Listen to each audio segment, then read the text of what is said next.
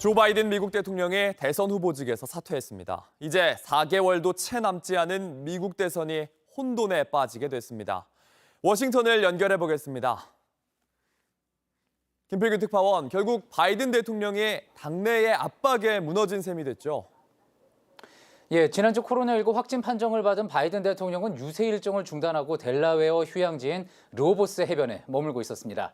이번 주말 사퇴 발표를 할 수 있다는 이야기가 흘러나오긴 했지만 바이든 대통령은 여전히 완주를 고집하는 걸로 알려졌고요. 그래서 오늘 발표는 다소 갑작스러웠습니다.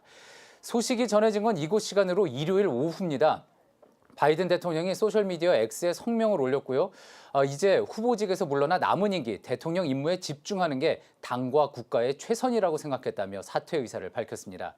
선거 캠프의 핵심 참모들도 발표 1분 전에 통보를 받은 걸로 전해지는데요. 아마도 질 바이든 여사를 비롯한 가족들과 상의한 뒤 결정을 내린 걸로 보입니다. 자신을 대신할 후보로는 카멀라 해리스 부통령을 지명했는데요. 그럼 이제 해리스가 후보로 확정되는 겁니까? 좀 더 지켜봐야 됩니다. 그동안 개빈 뉴섬 캘리포니아 주지사나 그레첸 휘트먼 미시건 주지사 등이 후보직을 물려받을 인물로 거론이 됐는데요. 그러나 어쨌든 결국 바이든의 선택은 해리스 부통령이었습니다. 바이든 대통령은 2020년 대선 당시 해리스를 부통령으로 지명한 게 최고의 결정이었다면서 이번에 그가 대선 후보가 되는 것도 전폭적으로 지지한다고 밝혔습니다. 일각에선 미니 후보 경선을 해서라도 분위기를 띄워야 한다는 주장이 나오고 있습니다.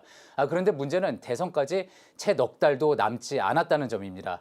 공화당에서 제도적인 문제를 제기할 수도 있고요. 또 경선 과정에서 당이 분열될 우려도 있습니다.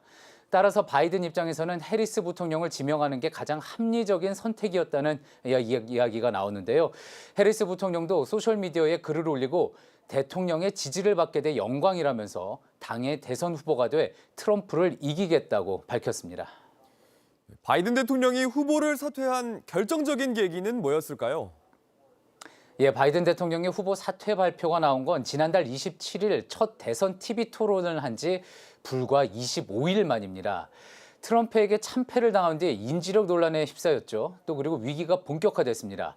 트럼프와 지지율 격차가 벌어지면서 민주당 내에서는 30여 명의 연방 상하원 의원이 그의 사퇴를 공개 촉구하기도 했습니다. 결정타는 지난달 13일 일어난 트럼프 전 대통령에 대한 암살 미수 사건입니다.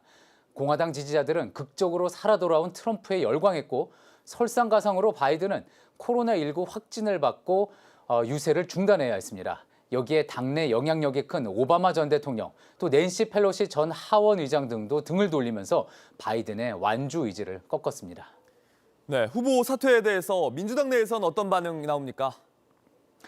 민주당 의원들 사이에서는 바이든 대통령의 결정을 환영하면서요, 드디어 이길 수 있게 됐다는 목소리도 나왔습니다. 클린턴 전 대통령 부부도 이 결정을 환영했고 또 오바마 전 대통령도 성명을 통해 바이든 대통령을 최고의 애국자라고 치켜세웠습니다. 다만 해리스 부통령이나 특정 후보에 대한 지지를 표하지는 않았는데요.